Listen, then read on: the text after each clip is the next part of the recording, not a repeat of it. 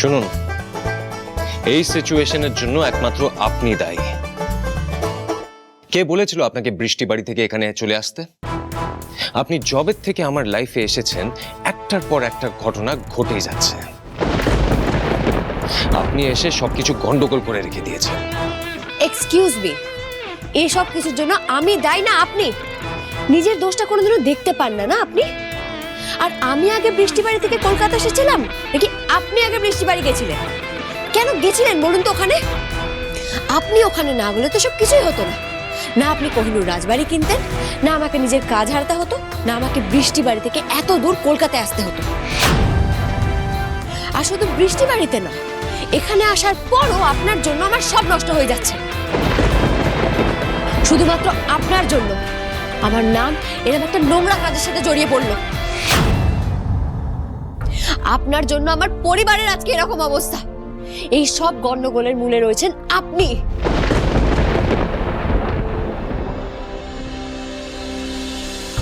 আপনি ইচ্ছে করে হোটেলটাতে আমাকে ক্লায়েন্ট মিট করতে পাঠিয়েছিলেন।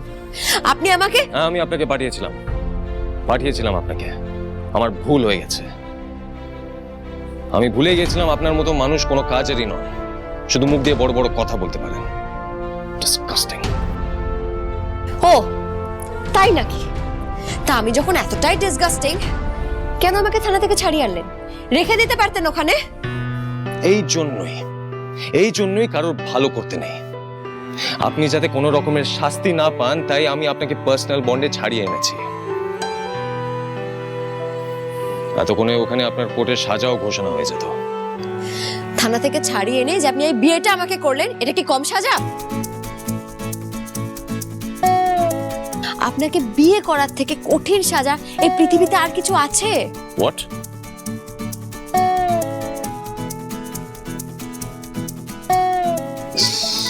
কেস করেছে। পিউরি দা ভাইয়ের মুখের উপর সত্যি কথাটা বলে বোম ফেলে দিয়েছে।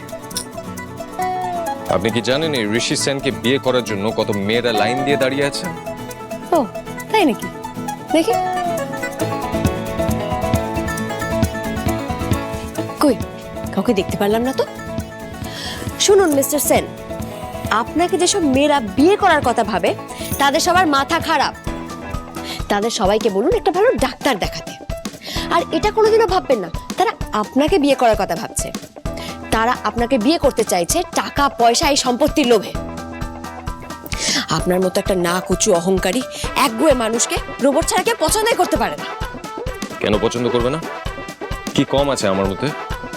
কি নয় বলুন, কি কি কম আছে?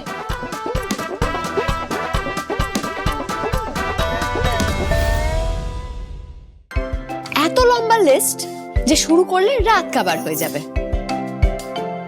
একটা মানুষের সবচেয়ে বড় সম্পদ তার মনুষ্যত্ব বোধ, তার ভালো ব্যবহার। এই দুটোর মধ্যে কোনোটাই তো আপনি করতে পারেন না। আর 5টা মানুষের সাথে তো ঠিকভাবে আপনি কথাও বলেন না, খালি অর্ডার করেন। আর পান থেকে চুন খসলেই তেলে বেগুনে জ্বলে ওঠে। আমি কার সাথে ভালো ব্যবহার করব? আপনার সাথে? আপনার না আছে ম্যানার্স, না আছে এটিকেটস, আর না আছে ড্রেসিং সেন্স। আপনি নিজেকে আয়নার সামনে কখনো দেখেছেন? পুরো কার্টুন লাগে আপনাকে। কি বললেন? আমি কার্টুন? আর আপনি নিজে কি রক্তচোষা বাদুড়? হে ভগবান, এরা কি শুরু করেছে? এবার তো হাতাহাতি লেগে যাবে। দুজনের এত মেজাজ গরম, আমার তো ভয় লাগছে। এই অবস্থায় ওরা বলে না বসে যে বিয়ে করবে না। আমাকে নিয়ে যখন এতই প্রবলেম তখন বিয়েটাই করতে হবে না।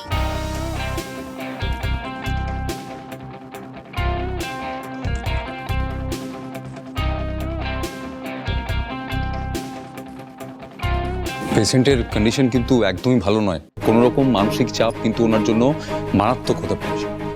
একটু খেয়াল রাখতে হবে। তোমার বিয়েটা হয়ে গেলে আমি আর চাঙ্গা, কিন্তু তোমার এরকম কেন দেখাচ্ছে? আমার সেই পিউ কই, যার মুখে সবসময় হাসি লেগে থাকতো। আজকে সবাই যে পিহুর দিকে আঙুল তুলছে, তার জন্য কিন্তু কোথাও গিয়ে আমরা দায়ী ভাই। তারপরেও যদি তুই পিহুকে বিয়ে না করিস তাহলে তাহলে তুই আমার মরা মুখ দেখবি।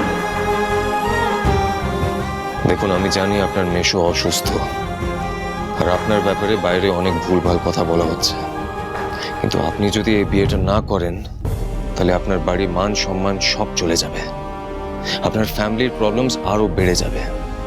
তাই দিদির কথা শুনে অ্যাজ এ সোশ্যাল ওয়ার্ক আমি এই বিয়েটা করতে রাজি আছি। এক মিনিট, আপনাকে এই কথাটা ফেরত নিতেই হবে। আপনি আমাকে বিয়ে করে আমার উপর কোনো দয়া করেননি। এই ঘটনায় তো আমার সত্যিই কোনো দোষ নেই।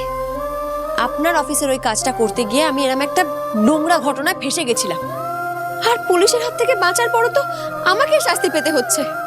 আপনাকে বিয়ে করাটা কম বড় শাস্তি নাকি? আপনার মতো একটা মানুষকে বিয়ে করার থেকে তো সারা জীবন অবিবাহিত থাকা ভালো।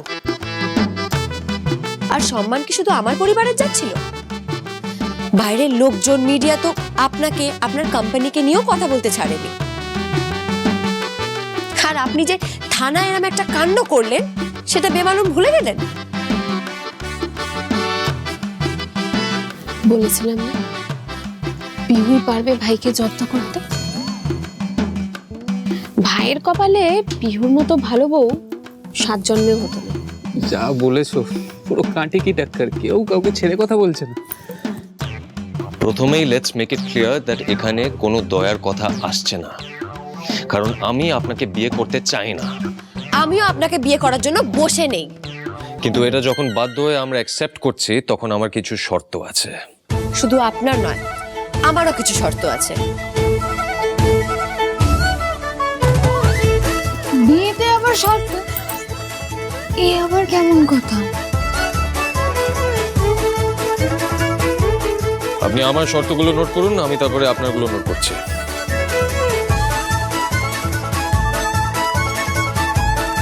আমার প্রথম শর্তটা লিখুন। এটা আপনার বৃষ্টি বাড়ি নয়, এটা আমার বাড়ি।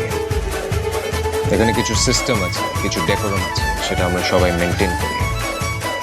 এই বাড়িতে থাকতে গেলে আপনাকেও সেটা মেনটেন করতে হবে। তাই যখন তখন ফাস্ট ফুড, মোমো, থুপ্পা এইসব বানালে চলবে না।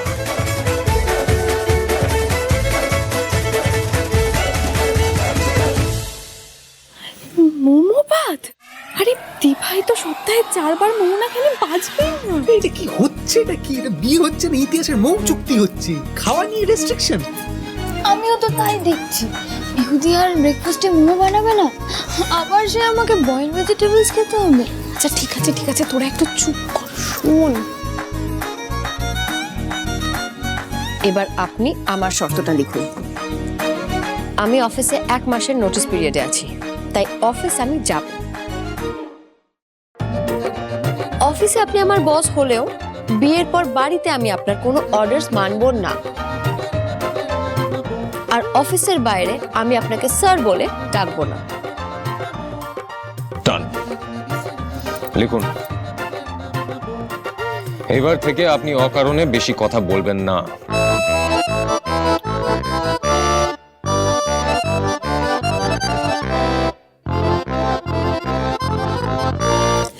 আপনিও আমাকে get out, get lost, legal step নেব এইসব কিছু বলতে পারবেন না। আজ এখন থেকে আপনাকে সব উৎপাটাং শব্দ বলা বন্ধ করতে হবে। দিদি, উটপাটাং মানে? উটপাটাং মানে ছাড় না। আপনি ওইসব কি ডাটা চচ্চড়ি, পুঁই শাক, তারপরে ডিম, সরি শিম শিম এইসব ডাকলে কিন্তু চলবে না। আর বিয়ের পর আমার কোনো পার্সোনাল জিনিসে আপনি হাত দেবেন না। ডান। আপনি আমাকে যখন খুশি যা খুশি বলে অপমান করতে পারবেন।